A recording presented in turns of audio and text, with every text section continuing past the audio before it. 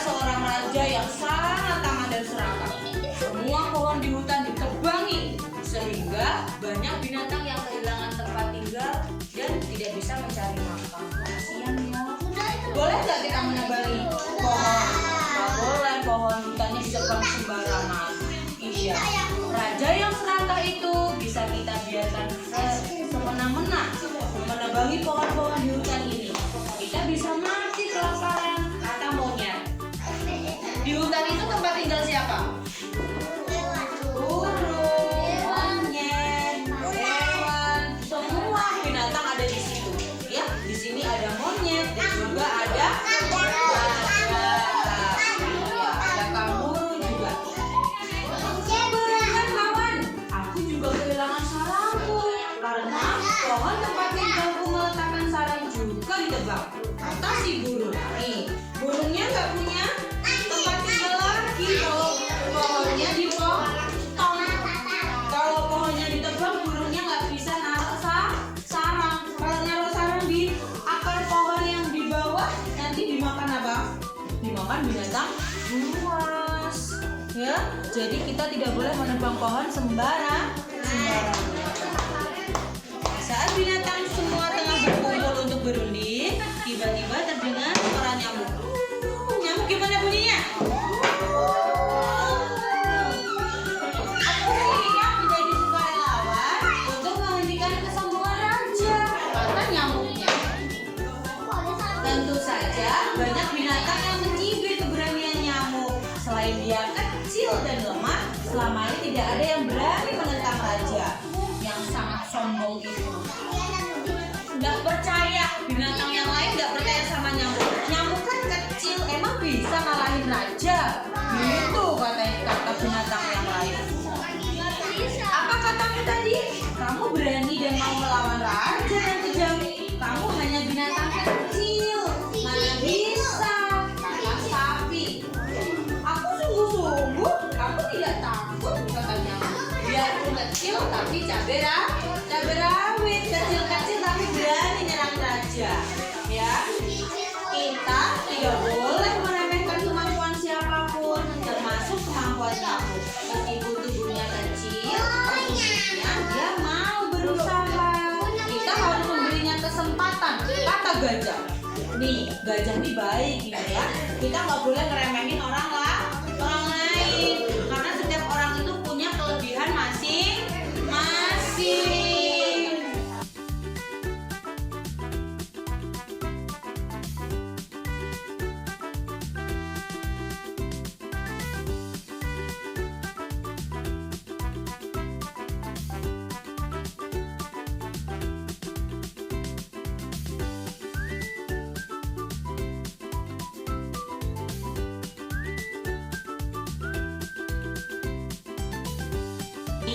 Biar kelihatan senang.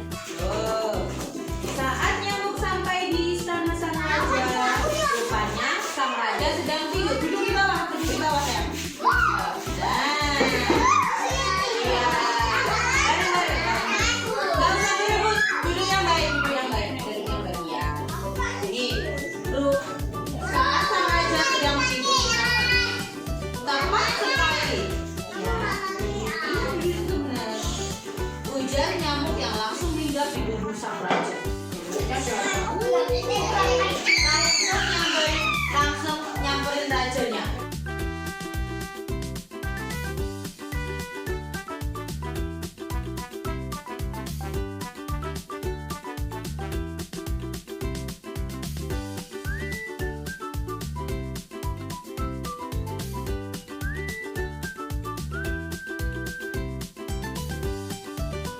Misimu sudah berhasil, aku laksanakan.